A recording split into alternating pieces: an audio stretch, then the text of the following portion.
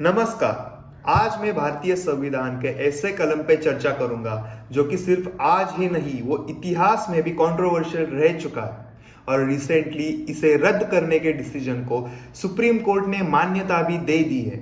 मैं बात कर रहा हूँ आर्टिकल 370 की, जो कि अक्टूबर 1949 के इंडियन लेजिस्लेचर में अस्तित्व में आया था।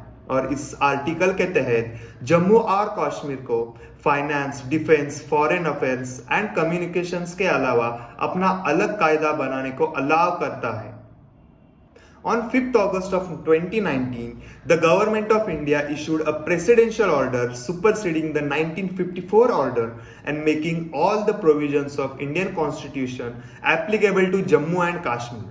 The order was based on the resolution passed in the both houses of Indian Parliament with 2/3 of majority, और इसे कॉन्स्टिट्यूशनल ऑर्डर 272 भी कहा जाता है। इसी के बाद 6 अगस्त को और एक ऑर्डर पास की जिसमें कहा कि आर्टिकल 370 के सब आर्टिकल 1 को सिवाय सब क्लॉजेस इनऑपरेटिव है और उसे कॉन्स्टिट्यूशनल ऑर्डर 273 कहा गया है। उसी के साथ in addition the Jammu and Kashmir Reorganization Act of 2019 was passed by the Parliament, enacting the division of state of Jammu and Kashmir into two union territories to be called Union Territory of Jammu and Kashmir and Union Territory of Ladakh.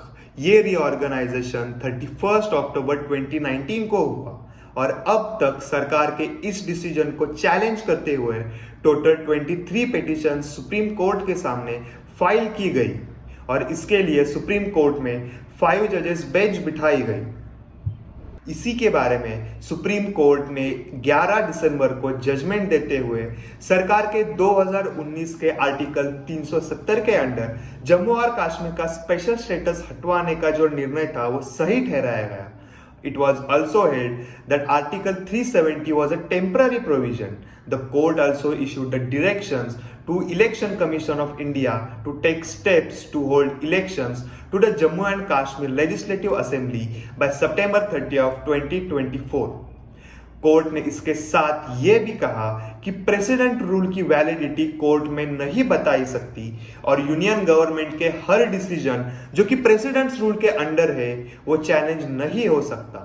Supreme court के इस verdict के बाद पाकिस्तान के foreign minister जलील अब्बास जिलानी ने कहा कि इसकी कोई लीगल वैल्यू नहीं है और ये भी कहा कि भारत का स्क्रैपिंग ऑफ आर्टिकल 370 ये यूनिलैटरल और इल्लीगल एक्शंस थे, क्योंकि एक डिस्प्यूटेड टेरिटरी के बारे में भारत को डिसीजन लेने का कोई भी अधिकार नहीं था और अंतरराष्ट्रीय कानून के इसे कायदे को नहीं रिकॉग्नाइज करता, ये भी कह दिया। नरेंद्र मोदी ने इस वर्डिक्ट के बारे के ऊपर ये कहा कि today a clean canvas is established by the Jammu and Kashmir. लेकिन कुछ लोगों का कहना है कि सुप्रीम कोर्ट ने फेडरलिज्म के लिए एक डेंजरस प्रेसिडेंट सेट किया है। That is for today. For more legal information, subscribe to my YouTube channel Legally Illegal. धन्यवाद।